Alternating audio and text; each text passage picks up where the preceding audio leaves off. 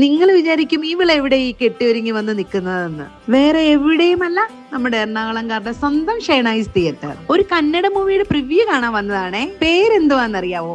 Zoo from so. കൊള്ളാല്ലേ?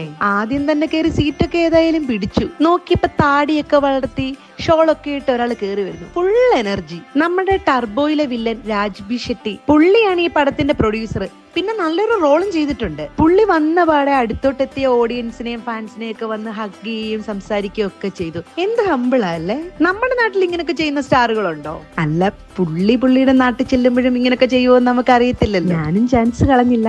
ഞാനും പുള്ളിയുടെ കൂടെ നിന്നൊരു ഫോട്ടോ എടുത്തു. അങ്ങനെ സിനിമ തീർന്നു. ചിരിച്ച് ശ്വാസം കിട്ടിയില്ലെന്ന് പറഞ്ഞാൽ നിങ്ങൾ വിശ്വസിക്കുവോ? ഈ അടുത്തൊന്നും ഇത്ര കിടിലനൊരു കോമഡി പടം ഞാൻ കണ്ടിട്ടില്ല. ഇത്രയും ത്രില്ലിംഗ് ആയിട്ടുള്ള ഒരു കോമഡി സിനിമ അല്ലേ? ഭയങ്കര എന്തായാലും ഞങ്ങൾ ചിരിച്ചുകൊണ്ടിരിക്കുകയായിരുന്നു. ചിരി എന്ന് പറഞ്ഞാൽ ഒരു രക്ഷയില്ലാത്ത ചിരിപ്പടം. തിയേറ്ററിൽ 1 മിനിറ്റ് പോലും ചിരി അടങ്ങിയിട്ടില്ലെന്ന് വേണം പറയാൻ. കിടിലൻ ഡബിങ്, തനി മലയാളം പടം. ഈ ഇരിക്കുന്ന ആളാണ് ഇതിന്റെ റൈറ്ററും ഡയറക്ടറും ആയിട്ടുള്ള JP. ഇതിനകത്തിലൊരു മെയിൻ റോള് പുള്ളിക്കാരൻ ചെയ്തിട്ടുണ്ട്. ഈ സംസാരിക്കുന്ന ആളാണ് ഇതിലെ ഹീറോ ഷനീൽ ഗൗതം. ചില്ലറക്കാരനൊന്നുമല്ല, പുള്ളി തന്നെയാണ് കാന്താരയുടെ റൈറ്റർ.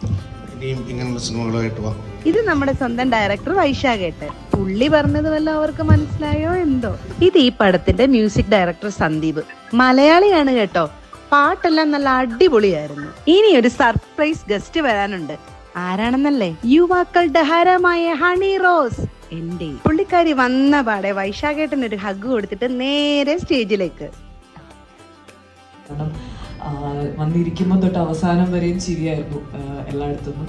ഒത്തിരി ഇഷ്ടപ്പെട്ടു. ചെറിയൊരു സിനിമയാണ്. മലയാളി ആക്ടേഴ്സ് ഒന്നും അല്ലെങ്കിൽ പോലും നമുക്ക് അവരെല്ലാം സ്ക്രീനിൽ കാണുമ്പോൾ ഭയങ്കര ഇഷ്ടം. ഇതിലെ ക്യാരക്ടേഴ്സ് ഒക്കെ ഉണ്ടല്ലോ, കോമഡി ചെയ്യാൻ വേണ്ടി ഒരു മത്സരവാ. നമ്മൾ എത്ര ചിരിക്കാതിരിക്കണമെന്ന് വിചാരിച്ചാൽ പോലും നമ്മളെ ചിരിപ്പിക്കും. ഇതിന്റെ സ്ക്രിപ്റ്റിങ്ങും മേക്കിങ്ങും ഒക്കെ ഉണ്ടല്ലോ, സൂപ്പറാ. ഞാൻ ശരിക്കും ഒരുപാട് നാളിന് ശേഷമാ തിയേറ്ററിൽ ഒരു സിനിമ കണ്ട് ഇത്രയും ചിരിക്കുന്നത്. നമ്മുടെ സ്വന്തം ദുൽഖർ സൽമാന്റെ വേഫെയർ ഫിലിംസ് ആണ് ഈ ഫിലിം കേരളത്തിൽ എത്തിക്കുന്നത്. August 1 മലയാളത്തിൽ റിലീസാ. ധൈര്യമായിട്ട് പോയി കണ്ടു. ചിരിച്ചു മറിയുന്നുള്ള കാര്യം ഗ്യാരണ്ടി.